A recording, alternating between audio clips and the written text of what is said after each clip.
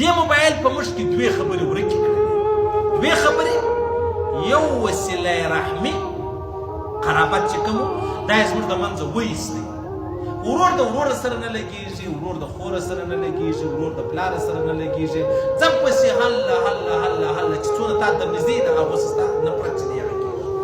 او دویمه خبره چې د عزیزانو زموږ ژوند یې را ډېر مختصر دی زموږ ژوند یې را مختصر دی یعنې که ته په فیسبوک ننوتلې تا اوس خلاص کوي که ته په کرسۍ کې ناست پلې مازدیګر به ته دا فیسبوک چې دی هغه بندوې بیا به وایه راځم فلانی کار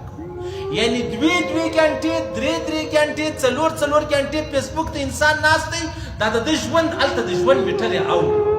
د ژوند میټر یې اوړي و موږ ته یونټونه میلاو شوي دي د ژوند دا هلته ګراویږي ایله کېږي پخوا زما ستا 1000 یونټه ژوند پاته ولو بیا چې کله ته فیسبوک ته کښېنستلې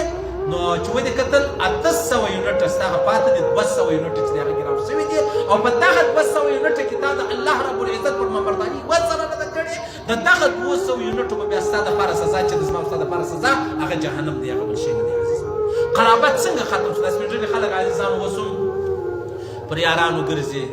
پر زړو قریبانو ګرځي پر خوندو ګرځي پر ورونو ګرځي هغه وجه څه ده هغه وجه دا دغه فیسبوک نه لري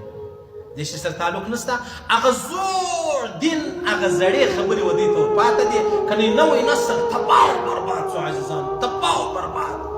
واده والا هم تباه برباد غیر شادي شده هم تباه برباد کور والا بیا په فیسبوک دی په فیسبوک دا ژوند دی عزیزانو والله العظیم د سپی ژوند ډېر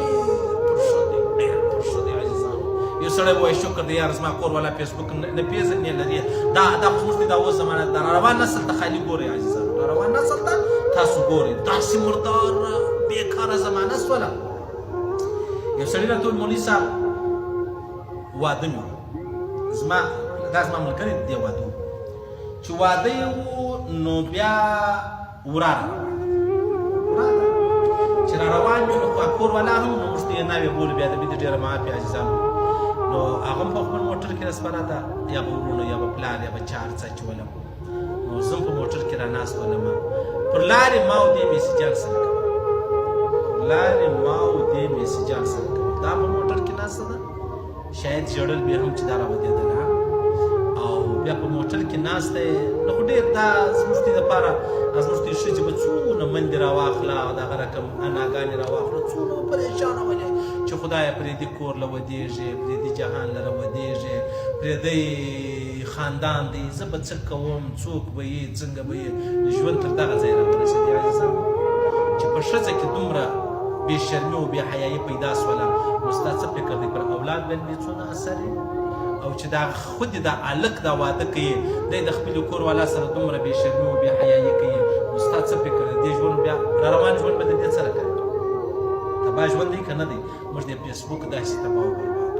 سپین ږیرو شکر ادا کوي تر ځوانانو ابن جوزي مولوي صاحب فرمایي ستې سره الله ډېر ښه هغه دا ځواني مې هم ولیدله سپین ږیرتوب مې ولیدی د ځوانانو د نه د معلوم سپین ږیرتوب وویني که بیا نه وویني دې سره الله ډېر احسان وکړي او بیا تر هغه دا و چې کوم مردار منحوس ژوند دی د انسانانو تر دې هم تی خدای پاک وساتله ښه د کلمې ښه هغه زوړ تکدان هغه زړې تسبیح هغه زړه لکړه هغه زوړ دسترخوان هغه زړې خبرې هغه زاړه متلونه مې تر اوسه یاد دي په نوي ځوانانو کې یو شی نسته در په دره تباه او برباد خدای خرابه ده تبلیغي په چیله کې ورته جوړېدلی دی فیسبوک ته مولوي صاحب په خپله کمره کې جوړېدلی دی طالب جان په خپله حجره کې جوړېدلی دی مجاهد په خپل سنګر کې جوړېدلی دی ستی خو به موږ درسه نه یادوو تی درسه نه یادوو یعنې دا دغه حال دی عزیزانو داسې تباه زمانه ده نو ځکه به بیا منافقت د رښتیاو په موږ دی کېږي منافقان به یو په لمانځه کې یو رقم یو چې د باندې ووتل دا هغه دوکاندار به یې چې په اول صف کې ولاړو 2 نمبر شی به په 1 نمبر خرڅوي دا هغه سړی دی د ښه په خبر دی چې دا ایکسپایر شی دی بیا یې و ناولده سړي ته ورکوي ښه تا په اول صف کې لمونځ نه وکړي نو والله بالله تله منافق قسم په خدای منافق ټیک سره دا څونه غټه خبره ده په لمانځه سړی نه خلاصېږي په ظاهره یو رقم یې په باطن کې بل رقم یې په مسجد کې یو رقم یې په بازار کې بل رقم یې دا جلا خبرې دي عزیزان ډېر دروند ژوند دی ډېر خپه انسان پخوا بس دی په یاد ده سپین ږیري خلک ته یې د موږ ته د کیسې کوي چې موږ په میاشت هم کټو نه لیدله په بس یو چکۍ به وله ډوډۍ به په غوړه کړله شلومبې او ډوډۍ به مو خوړلې بس شکر الحمدلله ژوند به تېرېدی ټي وي نه ولو ډرامې نه وې فلمان خو د سهاره زه د غرمې دی څنګه تېروله اشه مسافر ولاړې په سفر درې میاشتې په هغه یې څنګه حال و څنګه د برکت ژوند ولو مسافر به هم راورسېدي جوړ به هم روغ به هم هغه زموږ د ګجران والې خطونه چې موږ به کور ته راستول په میاشته کې یو خط راستوي بیا به خط موږ په انتظار وو چې یاره ورور مې خط راستوي بیا به ډاګر رالی مدرسې له خطونه بیا راوړو بس نو سره غرمه به وروره په خطو کې به ګرځېده الله زما خط به نسي پیدا الله زما خط بیا به خط پیدا سو بیا به یې لیکلي وو چې داسې الحمدلله پلانې واده وسو پلانې کوزده وسو پلانې و ژوند دی دا و ژوند دی دا د سپۍ ژوند دی د سپۍ دا موږ چې حج له ولاړو ما د ملګرو ته ما د کور والا سره ډېر رابطې مه کوئ قسم په خدای چې ورسې په والله که دا ووایي چې ته حج تللی وې که د غیر ته دې وتلی مخامخ به هغه ایمو د که چې څنګه سي دا به مخامخ سره کتل مجلسونه مې کول ای نو څه مسافري وله ای نو څه دا خو دا مسافري نه ده دا سپین ږیرو د مورې شیدې به ښه زوره وژوند الله در باندې تېر کړي شکر د الله ادا کړئ که په سترګو نه وینئ هم که کاړه یاست هم که بوډان یاست هم که پر لکړه یاست هم د مورې شیدې مې صفا ژوند در باندې تېر سو هېڅ افسوس دی پر ژوند نشته هېڅ افسوس یوه سبحان الله مې زده کړې وه په حق په سچه مې زده کړې وه یوه تحیاته وایاست هغه هم شل غلطۍ کې کوي د مور شیدې په حق په سچه الله پر دغه باندې بخښي ځکه ستې دغونه اوقات ولو اوس خو جلا ژوند دی وروره اوس خو جلا خبرې دي نو ژوند هېڅ ژوند نه دی دا خاص کیسه نه ده ټیک شو اوس هم نو کله موږ په مسجد کې ناست بیان واورو والله یاره خبره خو دغه ده و طارق جمیل صاحب بیان واورو والله خبره خو دغه ده چې راووتو بېرته ته یعنې زه پر دا روډ دا رقم حافظان در ښیم شرابیان دي شرابیان روډ زه دی حافظان در ښیم شرابیان دي شرابیان نو زیاته ورسته اندازه ولګوه خوښه دې خپله ده چې څنګه اندازه لګوي وعن ابن عباس رضي الله عنهما قال بينما النبي صلى الله عليه وسلم يخطب اذا هو برجل قائم النبي عليه الصلاه والسلام رسول الله الناس خطبه وايي یو سړی ولاړ چې ولاړ دی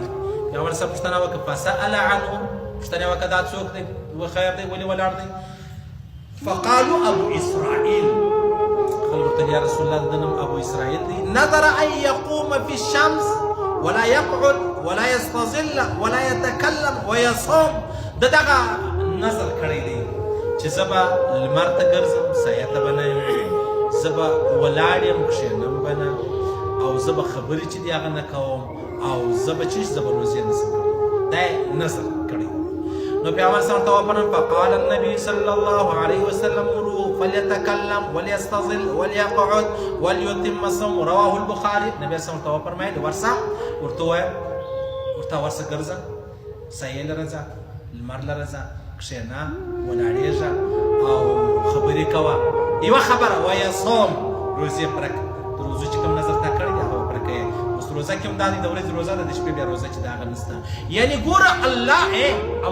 الله دونه مهربانه ذات دی دا دین یې پر ما تا په زوره نه دی ایښی اوس یو سړی راولاړ سو نظر یې وکړي په خطا کې چې یاره زه به ګرد عمر مطلب چیش کوم زه به لمر ته ګرځم الله فرمایي پروا نه لري هېڅ پروا نه لري ورسه بېرته لمر ته وګرځه ټیک شولو ټیک دی قسم دی کفاره د هغه به بلکل دی 3 ورځې روزه ونیسه پروا نه لري لیکن الله رب العزت ما او تا ته دین څنګه اسانه کوي ما او تا ته دین ډېر اسانه کوي خو منافقت په موږ کې بیخي ډېر دی بیخي ډېر دی ډېر اول زه دا یعنې دا زه اوس ګپه نه درته کوم یا زه به وایم چې زما مقتدیان وایي دا ډېر بزرګ ملا دی والله الله ګواه دی الله په دې خبره خبر دی چې تا دا خبره کوم نو زما دغه حال دی اغا صاحب پیر صاحب مولوي صاحب مفتي صاحب ټیک شولو په محراب کې هر لمونځ په جومات ته کوم دا شاته چې کله کله طالب لمونځ راکوي زه ولاړ یم شاته دا لمونځ ګرځه خوند نه راکوي ټیک شولو زما دغه حال دی نو اوس به ستې بیا پوښتنه وکړو ستې حال څنګه دی ستې حال د خپله ځان سره حال به څنګه دی وعن ابن عمر بن الخطاب رضي الله عنه قال قال رسول الله صلى الله عليه وسلم من نام عن حزبه من الليل دا بیا بله خبره ده بس فکر مالا خلک لږ دی غیر حاضرین په مابینځ کې وکړي بېرته خپل ځای له راتلل څه ټیم لګېږي خو عزیزانو خبره دا ده د خدای دپاره که فیسبوک لرئ والله العظیم تباه و برباد یې کاست تباه و برباد یې کاست یوه الله ووایه ور الله 15,000 کاله عمر الله تا ته درکړي دا ټوله دنیا او بادشاهي به تا ته درکړي د قیامت په ورځ دا یو الله به معلومېږي دا نور به ګرد میټاو سوي یې د یوه الله به الله حساب درکوي او د دې نور به ته حساب درکوي دعوت والا وایي موږ په مسجد کې وخت تېر کړو د دې حساب الله راکوي ټیک شو الله یې راکوي نو اجرونه دي او د مسجد په هر چې موږ ژوند تېر کړو د دې حساب موږ الله ته ورکوو نو هغه حساب ډېر خوند کوي چې الله رب العزت یې موږ ته راکړي ټیک شو او چې ما ته یې الله ته ورکوو دا ډېره ګرانه خبره ده خیر الله دې مې پرده وکړي الله دې د منافقت وساتي الله دې د منافقت مرګ موږ ته نه راکړي الله دې د منافقت پر حال باندې موږ نه وژني الله دې پر لا اله الا الله محمد رسول الله الله دې پر قرآن پر سنت موږ ته ژوند را نصیب کړي الله دې ویل اورېدل قبول منظور وکړي الله دې ماخره خاتمه پر ایمان کړي